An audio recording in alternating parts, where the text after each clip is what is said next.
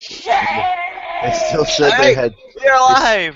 They still said they had tickets for sale for the backstage grandstands. Welcome everybody to the 23rd of April live stream. The recap of there's Shane just in time. The recap of Bristol. The looking forward to Richmond episode of Nascar Talk. We got a whole host of people here today. We got Anthony McCrory. Hello. Charles Belding. Hello. Johnny Gardner. Hello, everybody. Angel Navarro. Hi. Daniel Voiles. The Dark Magician Girl wins! Shane Sides. I was here for the gangbang. The Sultan of Statistics, Stephen Pollard. And yours truly, and Deirdre! Yay! Yay! Yay! Also featuring all the weird background noises. Yes. Oh man.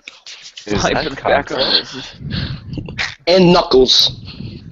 Do not forget Knuckles the Echidna. So, unfortunately, this is going to be an expedited episode. We're not going to be able to go as long as we usually are able to, basically because of time constraints. So we're just going to get right into it. Let's talk about Bristol last week. I think Facebook blew up with the amount of good finishes there were by a few drivers in particular, and also good ones that were had like mid-race by Landon Castle out in front leading. Then we had Matt DiBenedetto, Clint Boyer, several others end up getting finishes that we didn't really expect. I mean, in your guys' opinion, overall, how would you rate that Bristol race? I would give it an 8. I gave it a Bristol out of Bristol. I give it a 9 for a Bristol race. I give it a 5 out of 10. It had its moments. Up and down, honestly. 7.8 out of 10. I know it was definitely a little less water, like we were expecting it was going to be, but when they got into traffic stuff, got good. He's biting my headphone sets again. Nice. I'll give that race a Talladega finish out of Bristol races. If Landon Castle would have been the greatest. But there wasn't a big one. No, there wasn't. But there was a bunch of people finishing top 6 that you were like, what? Who? How? Yeah. I didn't know Matt DiBenedetto was that good. Well, didn't DiBenedetto actually have a good run at Bristol one other time too, I thought? No. I think it was in the Nationwide Series, maybe. Yeah, the Xfinity Series. Back when it was in the Nationwide Series. Yeah, because I remember well at Bristol one time, I guess it was in Xfinity, and he got 821st at Bristol last year, same race. Yep. I already had to pull up Wikipedia. That's a significantly better finish than last year.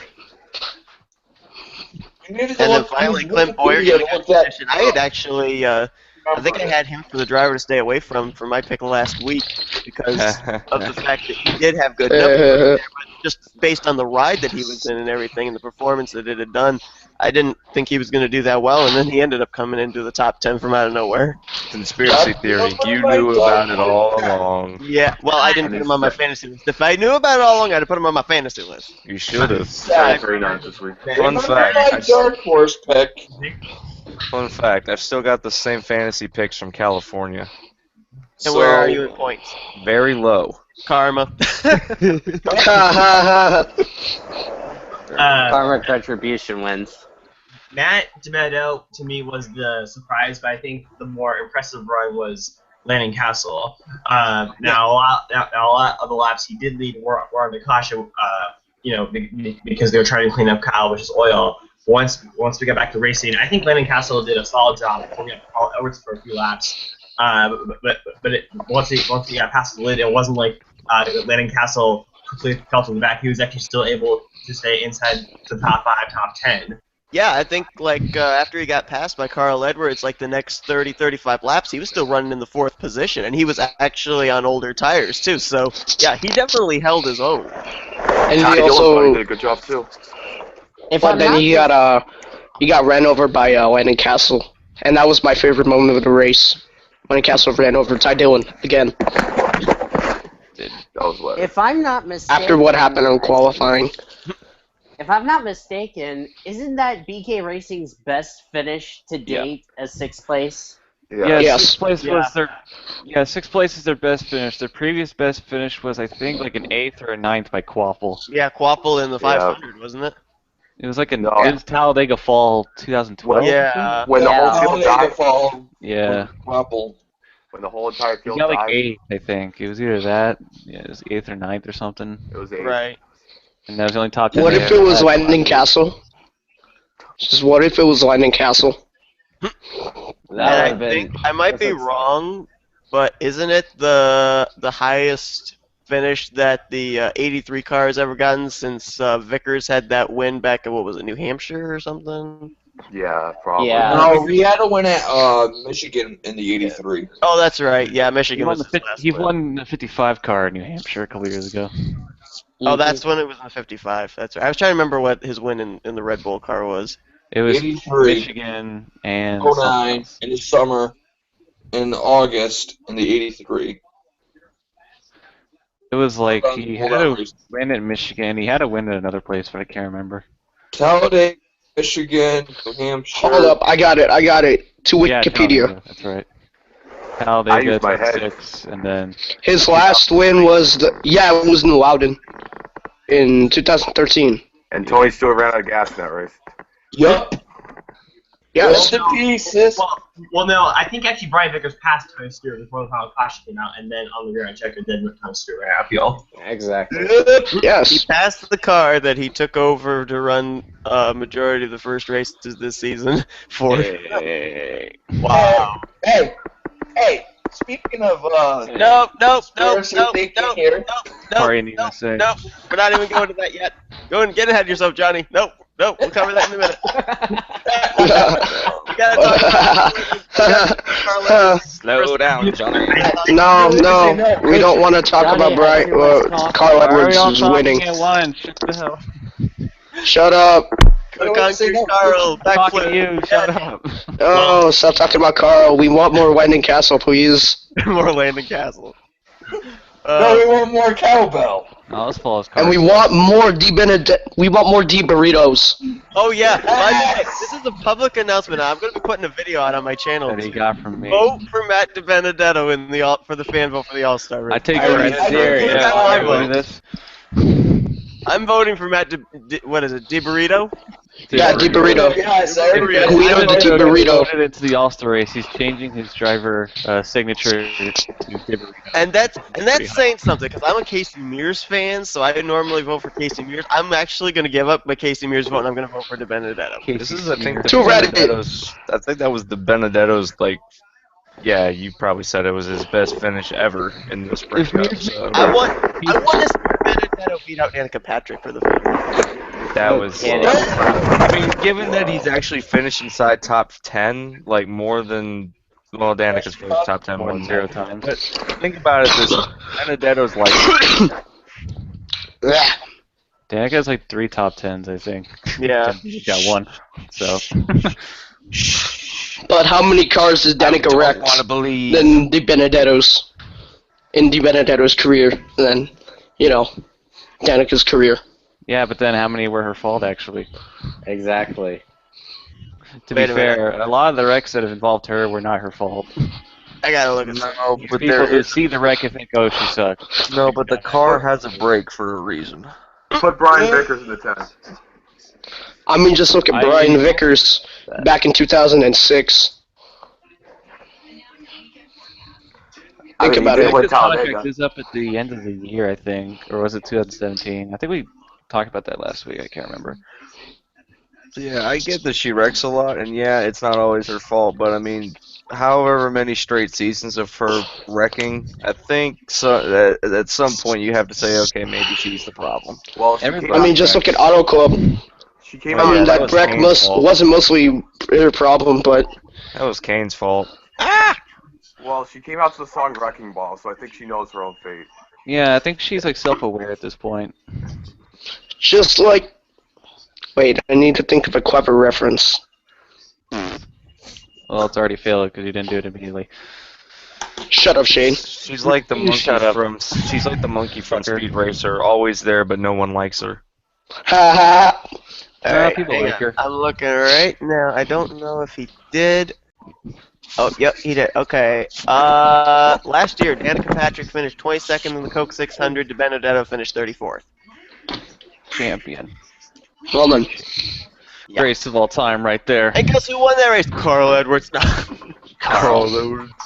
The subway. Fuel mileage. Carl Edwards. All right, so Carl let's Edwards. head to this top story that everybody wants to get to for this week. Luck The nuts. retro schemes.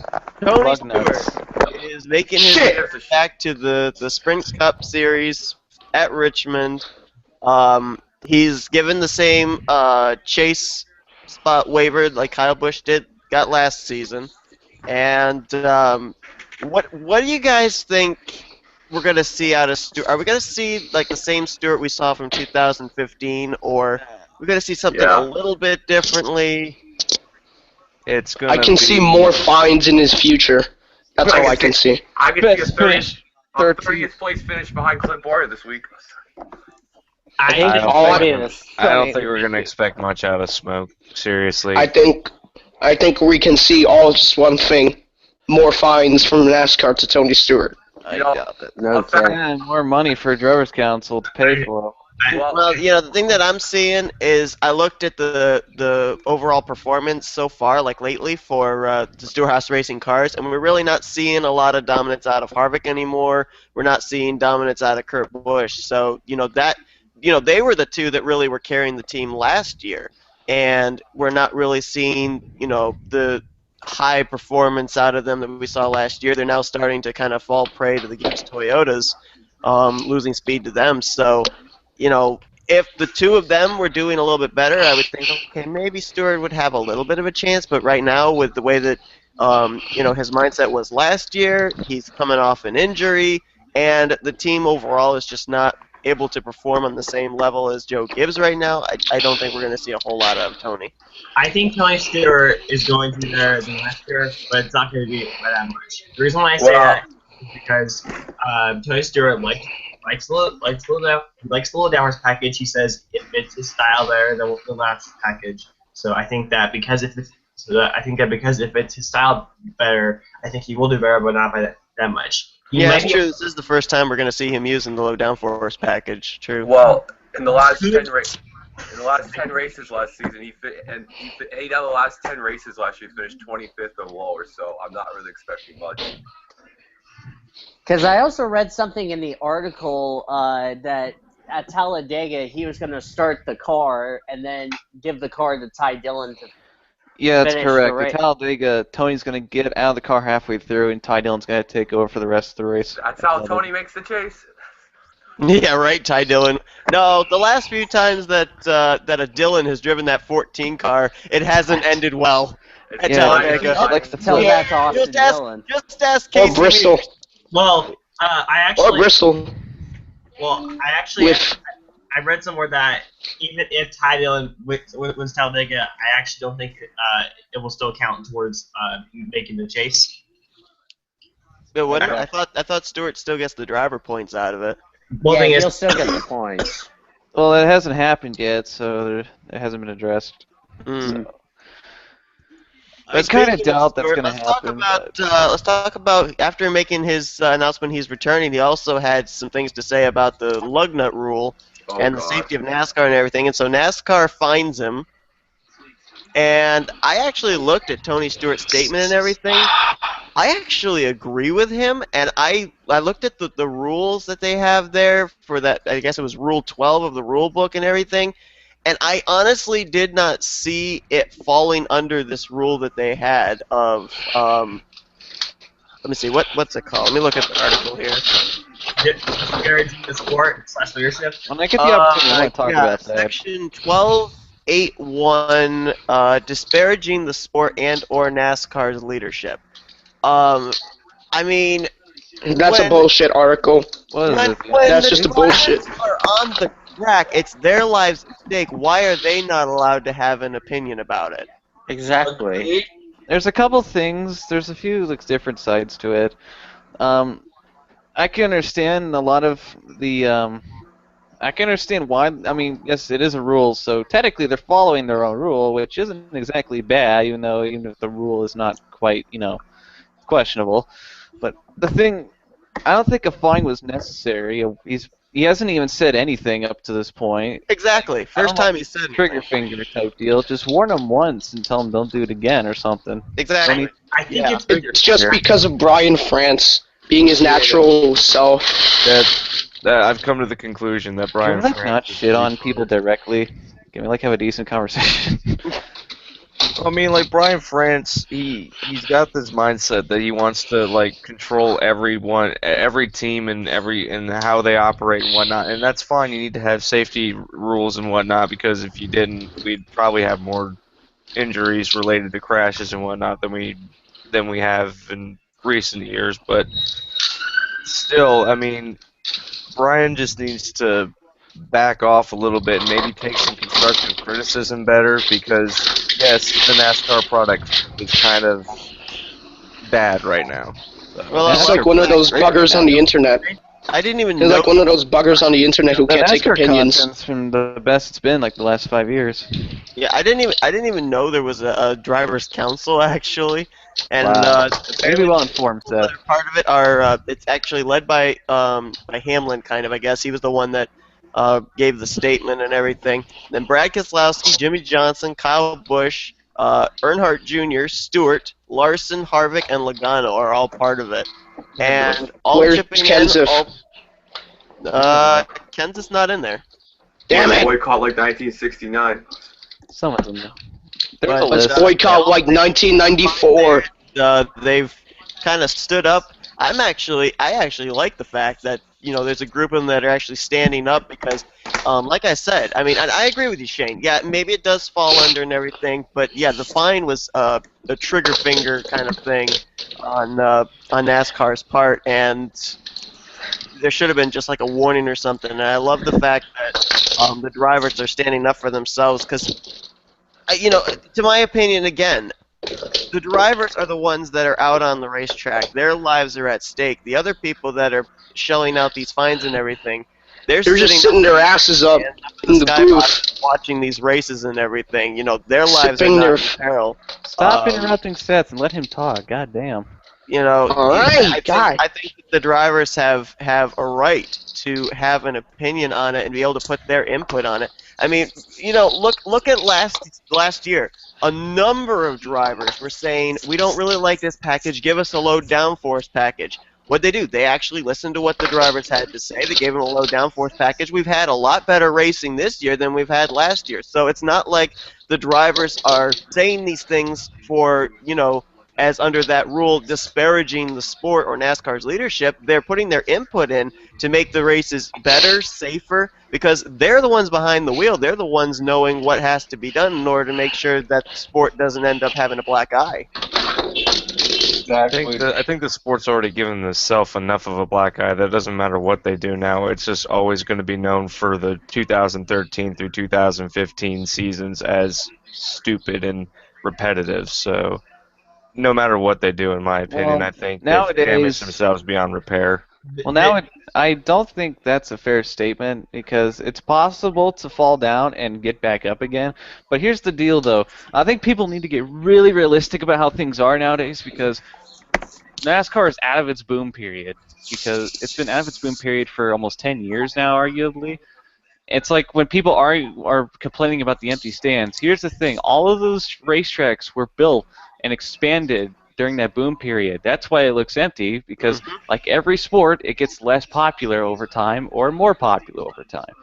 All growth nowadays in television is always slow. I mean, if you look at TV ratings for everything, it either falls down quickly or it rises back up slowly. There's no huge boom anymore for anything. Exactly, and it's not going to happen in like one race. Like, oh, did you see that one race where De Benedetto got a 6th place finish, and then all of a sudden, oh, everybody's going to tune in next week? It's not going to happen like that.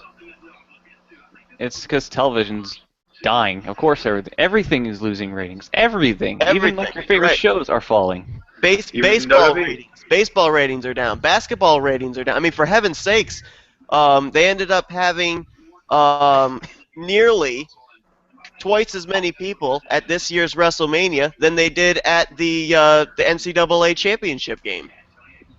I mean, more people were tuning in on television than they were actually attending the game. You know, it's not going to really. And I'll be perfectly honest, okay? I've been to two legit NASCAR races, Sprint Cup Series races. I went to Watkins Glen 2005, Martinsville 2006. I would never again go to Watkins Glen because Watkins Glen, you go there, you see them for one portion of the racetrack, and you spend the rest of your time watching it on a jumbotron. The only tracks you're really going to get your money's worth are like Bristol, Martinsville, possibly Dover, those shorter racetracks. So I think people are actually realizing that too, that unless it's a track that's near them, there's not really much point of going to that racetrack, just getting to see a handful of times seeing the drivers go by. Instead, you can see a lot more on the television. And I think that's another reason why you're seeing less and less people going and attending the races at the tracks. I've been to New Hampshire in 2012. It's almost as the same size as Dover, but smaller with banking, and I was able to see the whole thing, and that was actually kind of fun. Well, Yeah. New Hampshire sells out every year. Well, Yeah. to the Because that's point the of only that, thing that happens in that fucking state. Sorry if anyone's from New Hampshire, but seriously, that's like their most popular sport event is NASCAR. Well, Yeah. to your point, Seth, yeah, it is easier to watch it on TV, and I think ever since the birth of or the everyone starting to go to HD television instead of doing standard definition, I think it was around like 2007, 2008, where people were starting to go into HD TV. People could get a better experience on TV than they could at the race, so they was like, well, I'm going to sit at home and watch it in air conditioning instead of going to a race and doing, to your point, seeing cars for 5 minutes and then having to wait. Yeah, I was Well, up in to New that- Hampshire during the heat of the summer in July, and it was like almost like 95 degrees out. I actually enjoyed myself. I'm not saying people don't enjoy themselves, and just some people don't enjoy themselves. Yeah, some people don't enjoy themselves. That's the point. But It's because our fucking society well- is so negative nowadays. To that point, is the Everything. races are getting a lot more boring. I mean, I don't think people want to sit there and watch a 1.5-mile track for 200 Well, I laps mean, with it's no like- passing. Well, I mean, is like if I didn't have to work tomorrow, I would go to Richmond tomorrow, but I can't go to Richmond tomorrow, so I'm gonna have to watch it on my phone. I I think went to Richmond last year. It was the entire place yeah. was almost sold out. Oh yeah. It Well, was great. which race did you go to? Because the one I went to had almost nobody in turns 3 and on the backstretch. I went to the spring one. Okay, I went to September. September's crowd That was my birthday gift last year. well, see, the 1.5 are kind of killing NASCAR. There's no really excitement going to see a Texas, a Michigan, Here's a thought. Pocono track. Here's a thought. Here's Why a don't you thought. take the double races? You know, if you have Texas twice, Richmond twice, Daytona, maybe not the restrictor plates because those always sell out. But take like your double races that sell out maybe one but don't sell out the other, and then find another track to go to instead of going back Like to that Gateway. track. Like The problem Sonoma. is that half the tracks are owned by one dude, and they get more of a say. In everything, Burton yeah. Smith's fucking gonna make Bruton sure that Smith they had to come to- take apart, strip Wilkesboro State for freaking New Hampshire. Like Oh, a track's gonna have to pay Texas. a lot of money to get their own date nowadays. Yeah. Like I mean, like, Iowa is Iowa would be a expanding. hell of a show. Iowa's expanding because they want to try and go for it. And I'm not Milwaukee saying Mile they all wanted have the to be NASCAR Cup ovals. Series several years ago, and they expanded for it, but their garage wasn't fit enough for it. That's why that place didn't go. That place would have gone because Milwaukee's like America's like what, the oldest racetrack or something. Yeah, America's Yeah. oldest I'm not racetrack. saying they Yeah, have your ass open. NASCAR would have gone to that one for Cup, but 1800s or something. And I'm Is not saying Milwaukee they all still have open? to be ovals. They could be I mean, I'd love to see the Sprint Cup at Montreal, but apparently no one wants to see that. So no, the track, the guys who own the track are the tracks who own the fuckers who own the track don't want NASCAR races there anymore. Is Milwaukee still open? Yeah, it's still open. Milwaukee is No, open, no, but it's closed. it's going to be closed soon. They're already selling off, not selling off, auctioning off bleachers, I believe. Yeah, I would they have no. One track I would really like to Sprint see. Cup Series at Eldora, let's do it. Yeah. Sprint Cup Series. I would really would love to see back, though, to be honest, I would really like to see Rockingham back for whatever reason. Not happening. They need to get some proper owners first before we even get a race there again. Yeah. Rockingham's never going to get another cover race. Or any Sadly. NASCAR race. I'll say never. They Switching may. owners over and No, over. it never will. You Here's don't the know problem. that. They It's in might. the middle of nowhere with already 3 other big racetracks like within like 100 miles from it. And that's like too much money for people to pay. Because Like why would you Sonoma's go not to in the middle of Rockingham when you nowhere? can go to Charlotte, a much more famous track? Like Sonoma's not in the middle of nowhere? Or you can go to Talladega, because that's what most people in the Rockingham area do now. They go to Talladega, and that's like arguably a better experience. Well, yeah, but Anthony, in Sonoma, you get to go get wine, so. I'm pretty sure you could find some hillbilly to give you moonshine out. Like if Rockingham was not where it was, it'd be on the schedule. If it was not in the middle of nowhere, it'd be on the schedule. Hi, I'm still. Kelly Harborough, and welcome to Rockingham. And not to mention, remember when they brought Truck Series back there? No one showed up. Yeah. So Well, no one obviously shows up people to a there Truck don't care Series enough, race in the so- first place. No one shows up to a Truck Series race in the first place. Yes, but if they wanted NASCAR so bad, they would have sold the fucker out.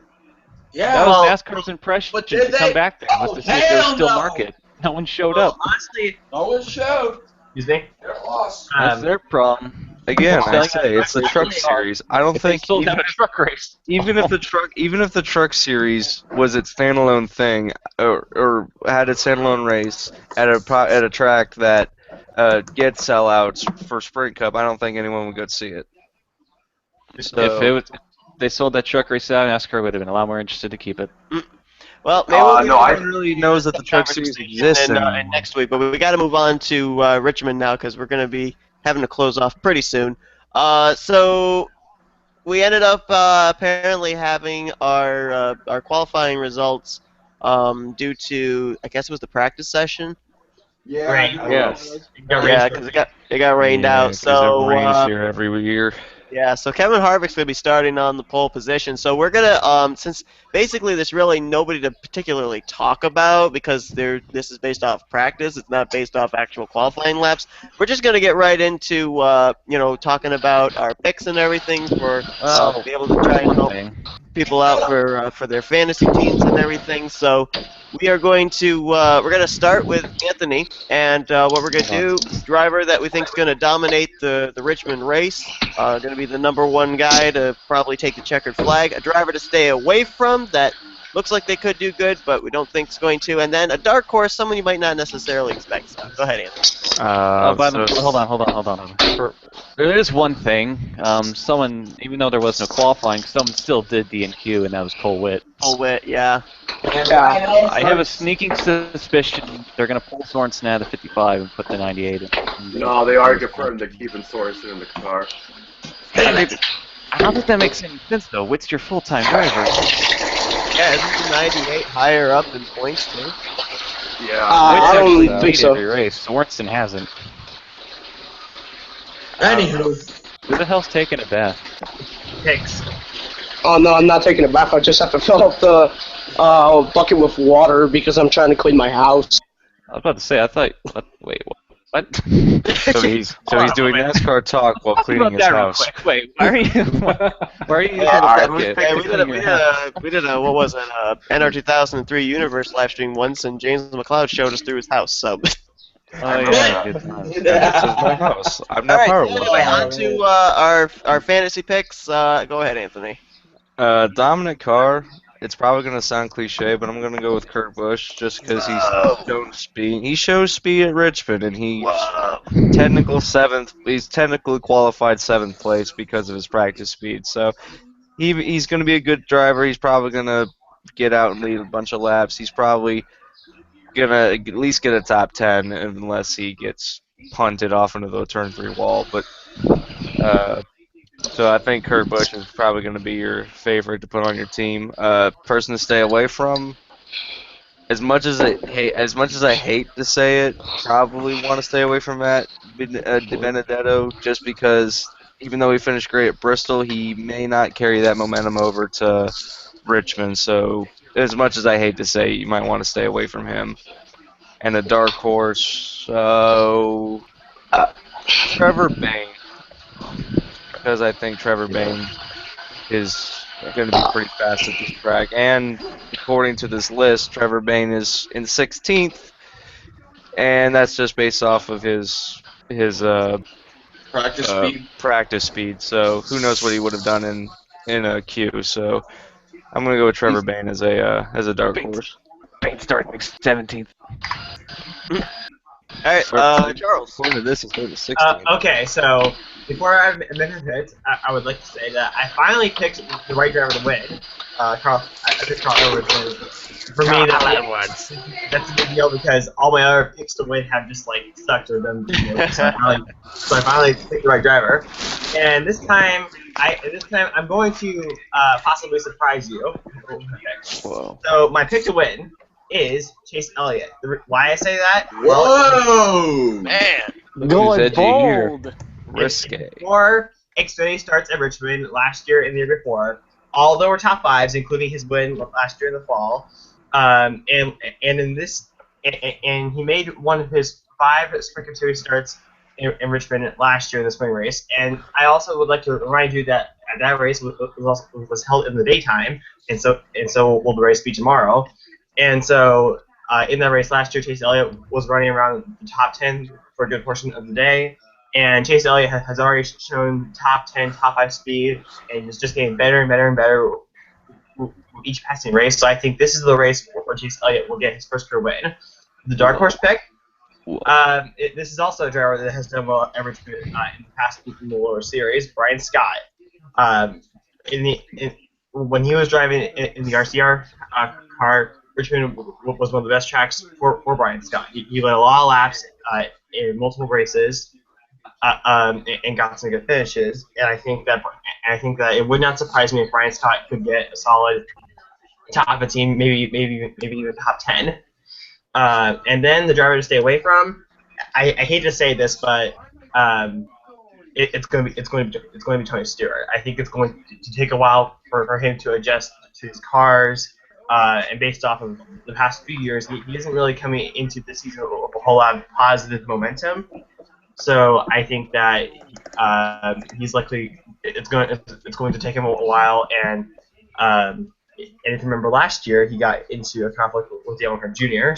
So that's why I say Tony Stewart is unfortunately the driver to stay away from. All right, I'll tell you what, Charles. If Chase Elliott wins the race, you get a cookie. All right, Johnny. Decent, Okay. Driver to win this week. Let me think here. Chase Elliott's actually not that bad of a pick. He's won at Richmond it's before in not. Xfinity. Shut up! Just God kidding. damn. I'm just Chill. kidding. Don't be four. But I'm probably gonna say probably Junior this time for Richmond. Remember the time he got dumped by Kyle Busch and with like 3 to go? That was a good time. And remember when Junior came back and dumped Kyle Busch in the fall? That wasn't even. The only reason I remember that time when Kyle Busch dumped Dale Earnhardt Jr. was because I loved Kyle Busch's paint scheme that night. Because it was pedigree. Exactly, it was beautiful. Buggies.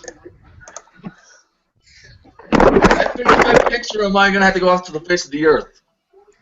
You can make some picks. Thank you, Seth. Anywho, my driver to stay away from. I am gonna have to say Tony Stewart. I'm afraid because of his past performances, not running. Well, he hasn't been in the Cup car since last year, but he hasn't been good at Richmond lately. So, dark horse. I'm actually gonna go with Matt DiBenedetto again. You proved me right last week. I'm gonna try to reel it in again. Alrighty. Moving on next to Angel. So yeah, my That's a choice. Yes. Well, my choice to dominate, I would have to say either Kevin Harvick or Kurt Busch. I mean, they've been practically the underdogs right now. After Kevin won at Phoenix, and he hasn't shown a lot of dominance since, I think he can actually pull it off. My driver to stay away from, as sad as I have to say this, I'm gonna have to say Matt Kenseth. Whoa. It's one of my favorite drivers, Matt Kenseth. mainly because it's because he's having the worst start of his career. Honestly, he's basically having a Tony Stewart this season. Basically crashing, having problems on pit road and stuff. Everything. There's a difference, though. Stewart was always slow. Kenseth's always been fast. Not even. Whenever Kenseth gets hit with the problems, it's when he's running up front. Stewart was slow last year. Kenseth was not. So But look at 2014. Kenseth's just having bad luck. No, not even like Tony Stewart. Not even Tony Stewart. I was thinking of Jeff Gordon's start to his 2015. That's accurate. He didn't get too many good finishes.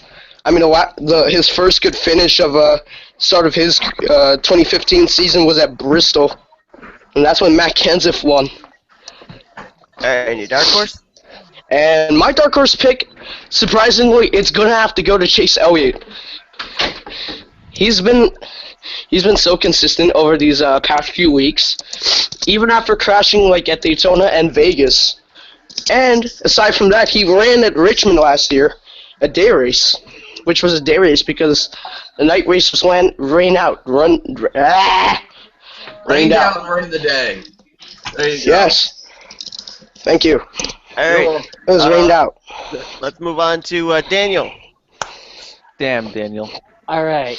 Damn, I think a driver who I think can win Richmond really easily, and Johnny's going to love me, I'm going with Brad Keselowski to win Richmond because, Penske has not been the victory lane this year in 2016 versus 2015. I think Brad K has a very good car. I object to that statement there. I actually object. He won Vegas. Yeah. He did win Vegas. Whoa. Whoa, settle down. I had to say it. I gotta defend my man Brad there. So that's why I'm picking him to win tomorrow. Brad. But he hasn't won it. But here's the thing: he hasn't won at Richmond since 2014 at 383 and 400 laps. Yeah, I remember when Brad Keselowski was he was in the catch fence at Richmond. I remember when this guy could make his picks. My driver to stay away from is definitely going to be Tony Stewart. I mean, not only he has not been in the car, as you mentioned, Johnny, but he's also working with the new crew chief. So he doesn't know the new crew chief deal as well compared to the drivers that replaced him. So that's going to be a driver I would keep. That should be a stay away curveball, from. though, in a sense. Definitely a curveball. Whoa. And my dark horse is definitely going to be Chase Elliott. Yes, he did run the day race last year, but if he can come away with a top 10, that would be good momentum heading into the next race. All right. Let's move to Shane. Oh man. John's eating it. Yeah, that's my. Is that your bucket? Is it a paper bucket? The plastic bucket. I don't think plastic makes that noise. Well, it's like a plastic water bottle. Rolls out of time. Okay, so where's it gonna be? Big man, Captain Kirk Busch. It's gonna be pretty hype. I think he's gonna win. He usually does pretty good at Richmond. I think he's due. He's due for a win. He's probably either him or Logano, probably. So, yay. Guy to watch out for is going to be the big boy, the greatest of all time, Michael Annett. He's going to cause some trouble today, starting last place. He's going to cause some trouble by plowing the back of the field. Yeah, he's going to plow into Jeff Earnhardt or some shit. Battle for last place with Clint Boyer. Yeah. He'll do great against Clint Boyer. The back markers. Oh yeah, by the way, fun fact: H. Scott has both of their cars on the final row. Wow, that's 40. All right, boys, have a good Entire race. So much dead to last, literally Damn. dead last. Okay, All right, and boys, race amongst 39 and yourselves. 40th. dark horse. It's gonna be. I agree with what's his fuck, Chase Elliott. Saw Chase Celia at that Richmond race last year. He did it pretty good. He's back a little bit, but it was kind of fun. He worked his way up, and he had that win at Richmond and Xfinity, I think, last year. And Last then fall. he almost won a K&N race there a couple of years ago. I think him and LaJoie had a great battle. I think LaJoie came out the winner. So he's always had a really good record at Richmond. I think that's going to continue. Oh yeah, guys, fun fact for you. Did you know that Brian Vickers made the 2009 chase? Yeah. So did like Montoya. That was a weird I don't think Montoya did make the chase. I'm pretty sure. But he was out having a taco. Well, he made the chase. Was he the 2009? That was that awkward year with the car of tomorrow that nobody liked. Yeah. Although it was kind of weird because Montoya was actually kicking him some ass those years. All right, let's move on to Steven. Stefan. All right, well, my pick to win, Kyle Busch. He's won four. He won 4 straight spring races, third, and he didn't race it last year. He's the master of the spring here. It was a night race, but I think he still could be good in the day. He's not running Xfinity, so it might be a little slow in the beginning, but he'll get it at the end. The guy to avoid, I'll have to say Matt Kenseth with all this bad luck. Probably Kenseth and maybe Harvick too, because Harvick hasn't ran that well at Richmond, and Kenseth is probably going to have bad luck. And my dark horse, who would be a good dark horse? Probably maybe AJ Allmendinger, because he's been good at the short tracks this year, and this is another short track. He ran well at Martinsville, had a decent run at Bristol until he had a loose wheel. So look maybe for AJ to come up to the front, not to win, but maybe get a top 5 for a decent run in fantasy. All right. For my dominant car, I'm going to go with a guy that I think last week was kind of like check the guy off the list. Kyle Edwards finally goes to victory lane. There's a guy that hasn't gone to victory lane yet this season that I think could maybe win tomorrow at Richmond. That's Joey Logano. In his last 4 races, he's got a win, and all 4 of his starts, he's finished inside of the top 10. His lowest finish was a 6th place. So he's definitely got good numbers there. The second driver to him in average finish in the last 4 starts is Jeff Gordon. So, and Gordon's not going to be on the racetrack. So Joey Logano even was fast in practice. He's going to be starting the outside of the front row alongside of Kevin Harvick. I think that's going to be another driver you're going to see get into the win column that hasn't gotten a win yet. I had him picked for Vegas back at the beginning of the season. His teammate Keselowski won. This seems to be the best track since then that Logano's got a chance of winning. My driver to stay away from, you guys mentioned Matt Kenseth, the hard luck he's been having when he's been up in front dominating. Well, another driver that I see in that same situation is Martin Truex Jr. It always seems like he's up there in the top 10, then something always seems to happen to him. You saw back at Bristol, he ended up having a problem, fell 2 laps down, had to battle his way back. I don't think that Martin Truex Jr. and his team are quite up to race-winning caliber right now. They've just got to get those mistakes out of the way, get those kinks out, and then they'll probably be dominant. But with the way that their momentum is going right now, I wouldn't go with them. And then my dark horse, the reason that he's a dark horse and not up there in my dominant is because of his last 4 starts. Now, he's got good numbers at this track, but not in the last 2 years, and that's Denny Hamlin, the hometown guy, because, he loves Richmond, he loves that racetrack, he loves the fact that it's his home track, and so it's kind of like a special place for him. But in his last 4 starts there, his last 2 years, he's only got a 17th place average finish. He's only got 1 finish in the top 10 in those 4 starts. So, we've got Joe Gibbs Racing, obviously, on a good momentum streak with Kyle Busch going to victory lane, Carl Edwards now going to victory lane. I think the next driver to find victory lane would be Denny Hamlin, and being a Chesapeake, Virginia driver, real close to his hometown, I think Richmond would be the place for him to step out and maybe win it, because Martinsville I thought was maybe going to be the place he'd be able to do, and he had that wheel hop issue, so I'm going to go with Denny Hamlin as the dark horse driver. And Deirdre approves. Oh yeah, Shane, weren't you the one that said Montoya was part of the 2009 chase? Yeah. He ain't got to talk a lot. I might owe you something. Montoya in 2009 kicked some major ass. He did really good despite not winning. Yeah, he was good. Yeah. He was a championship contender for the first half of the chase, because third, fourth, third was his first 4 races in the chase. He was the points leader until a bad string hit him. And the thing too, there's your gift with a lot of drivers like him is he was good actually at the 1.5-mile tracks too, not just the road courses. Most of the drivers that are like those road course drivers that move over into the Sprint Cup, you'd go to the road courses and they'd be like, okay, now watch out for these guys, but you hardly ever heard them mentioned at the mile-and-a-half tracks. Montoya was one of the exceptions. There's your gift. Yeah, I saw. I know. Why are you sending me Deion Scott photos? What? Oh, that's your gift. Because that's your gift. Jesus Christ. Embrace the gift. Photo is a gift. Oh, man. Oh, man. Embrace the gift, Shane. To when Connor Germain asked me to have NSRA sponsor his go-kart team. Oh, God. I don't like Germain. Nobody I'm not likes reading my microphone. Throwback to Jeffrey Buckeye's death. Jeffrey Buckeye, never forget. Duncan, or not Duncan, Deirdre, what are you doing? Ripperoni, Jeffrey Buccarino. I don't know if you guys are, but he's chewing my microphone headset. NASCAR fun facts would change. Did you know Marcus Ambrose was higher in points than Kevin Harvick for a year? I win. What? What year was that? 2009. Marcus Ambrose finished 18th in the points. Kevin Harvick finished 19th. Are you serious? Again, that one awkward season. Oh yeah, fun fact for you. Fun fact for you. In NASCAR the game 2011, they actually took out the Pennzoil sponsor for some reason. Yep. It exists. Fucking eat shit.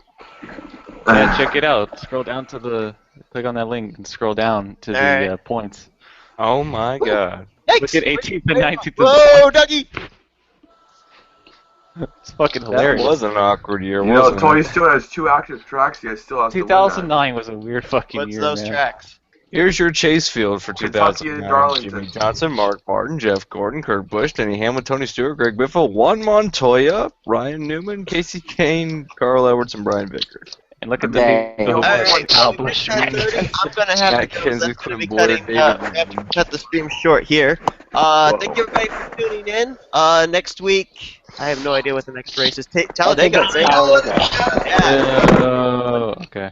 All right, so that'll be next week's episode. So thanks everybody for tuning in. Thank you to everybody that joined me here. Appreciate having you guys, having your input and everything. My dog still is biting my microphone cord. He's telling pepperoni dog. He's telling me get off.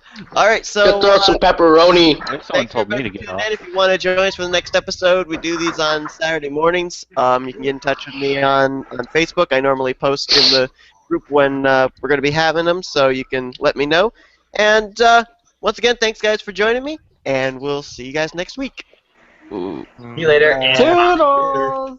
Bye. Toodles.